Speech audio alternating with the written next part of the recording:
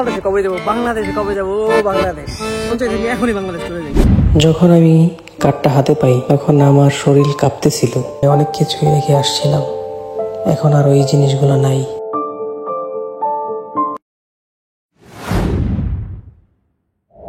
আসসালামু আলাইকুম family, is Mohammad Habib, you are watching Habibi vlogs. আজকে আপনাদের জন্য একটা খুশি সংবাদ আছে। এটা আমার লাইফের জন্য অনেক বড় একটা খুশি সংবাদ, আর এই খুশি সংবাদটা আপনাদেরকে আজকে দিব। আপনারা জানেন আপনাদের ভাই অনেক দিন ধরে ইউরোপে থাকে, প্রায় 6 বছর হয়ে গেছে। এর আগে গ্রিসে ছিলাম, গ্রিসের থেকে আসছে হইতেছে পর্তুগালে।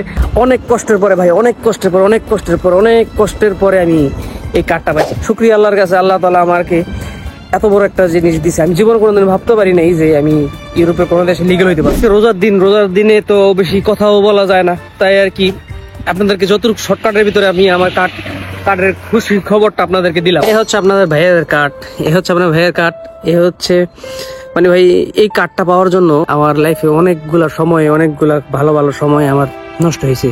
আবার এই কার্ডের জন্য এই দেশে আমি বাংলাদেশ যেতে পারি নাই। আমার ভাই মারা গেছে, আমি বাংলাদেশে যেতে পারি নাই। ইউরোপের যত কান্ট্রি আছে সব কান্ট্রি আমার জন্য ফ্রি। আমি যে কোনো কান্ট্রিতে আমি নির্দ্বিধায় যেতে পারি, কোনো সমস্যা নাই। বাংলাদেশে কবে যাবো বাংলাদেশ, ফাইনালি বাংলাদেশ যেতে পারবো। কবে যাবো বাংলাদেশ, আমার মন চাইছে আমি এখনই বাংলাদেশ চলে যাই। তো আজকে রোজার দিন, আজকে যাবো হচ্ছে আমি একটু কন্টিনেন্টে যাবো হচ্ছে বাজার করতে। তো চলুন আজকের ভিডিও শুরু করা যাক। কি হচ্ছে আমার গাড়ি, লাইসেন্সের কারণে আমি তোমাকে চালাইতে পারি না। চালাইতে পারি কিন্তু এত লাইসেন্স নাই আমার। আসুন ঘুরে আসি, একটু সারবেরা ঘুরে আসি। সারবেরা বাজার করতে হইব, ওইখানে বাজার করে আসি। এ বন্ধু আসো, রেডি। এ ফালাল ভাই যাই। যখন আমি কার্ডটা হাতে পাই তখন আমার শরীর কাঁপতেছিল। ইউরোপে থাকতে থাকতে এরকম মনে হইতেছিল যে জীবনে মনে আর কোনোদিন কার্ড পাবো না, এভাবেই হয়তো বাংলাদেশ চলে যেতে হবে। প্রথম আমি যখন গ্রিসে আসার পরে 4 বছর থাকার পরে মনে চাইতেছিল যে যাই বাংলাদেশে চলে যাই। চিন্তা করলাম যে আর একটা চান্স দেখি। তারপর আসলাম পর্তুগালে আসার 2 বছর পরে আলহামদুলিল্লাহ কার্ড পাইছি হাতে। বাংলাদেশ যেতে পারবো কোনোদিন ভাবতেও পারিনি। মনে করছিলাম যে হয়তো একবারই চলে যেতে হবে বাংলাদেশ, কিন্তু এখন যেতে পারবো ইনশাল্লাহ। বাংলাদেশ থেকে আসার সময় অনেক কিছুই রেখে আসছিলাম, এখন আর ওই জিনিসগুলো নাই। জানি না বাংলাদেশ গিয়ে থাকতে পারবো না কিনা। শত হলেও ওটা আমার মাতৃভূমি, ওখানে আছে আমার অনেক স্মৃতি। আমি অনেক বেশি মিস করি বাংলাদেশকে।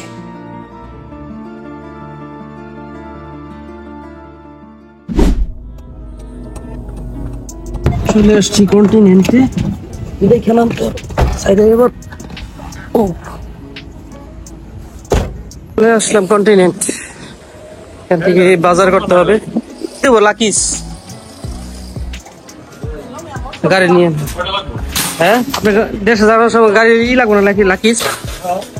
লাকিস দেখবেন না? হ্যাঁ, পলাশ ভাই কিন্তু কাঠ পাইছি। পলাশ ভাই আর আমি দুজন একসাথে কাট পাইছি। লাকিস দেখতে হবে। ওরে ভাই 45 ইউরো। কন্টিনেন্ট কার্ডে কি থাকতে পারে, ছাড় থাকতে পারে দেখি। এই ছাড় আছে নাকি? ওয়াও, ছাড় আছে তো।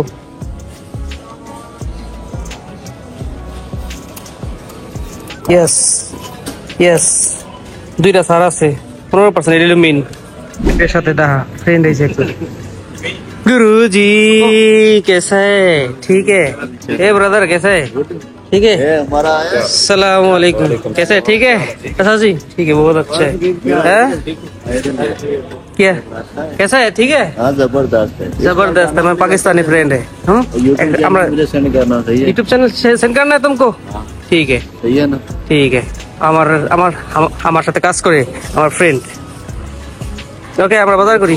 স্যার বাজার যেতে হবে, দেখি মাছের বাজার কি মাছ নেওয়া যায় আজকে। এই দোরাদা মাছ নিলাম। দোরাদা বলতে সেটা বাংলাদেশের কি তেলাপিয়া মাছের মতো আর কি। এটা পরিষ্কার করতে দিয়েছি। তারপর নিব হচ্ছে এটা হচ্ছে রোবালো বলে এই দেশে, স্যালমন। এই মাছগুলোই নিব আর কি, 2-3 পদের মাছ।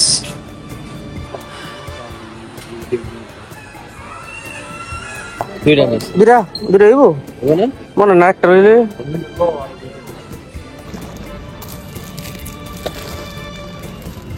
নিয়ে নিলাম দুটো রুটি। সবজি লিয়ে লইতেছেন? আনারস দুটো কাঁচা কিলে লইলি, পাকা ছিল। ভাই কত বাজার দেখেন, সব বাজার করে আমরা বের হয়ে গেলাম আজকে। প্রায় 124 টাকার মতো বাজার হয়েছে আজকে।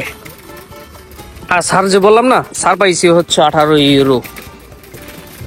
তো গাইস যাচ্ছি এখন বাসায়। এই হচ্ছে সার্ভেরার ভিউ আজকে। ইয়েস, সার্ভেরার ভিউটা অনেক সুন্দর আছে, ওয়েদারও সুন্দর। চলে যেতে হবে বাসায়, বাসায় গিয়ে ইফতার বানাতে হবে।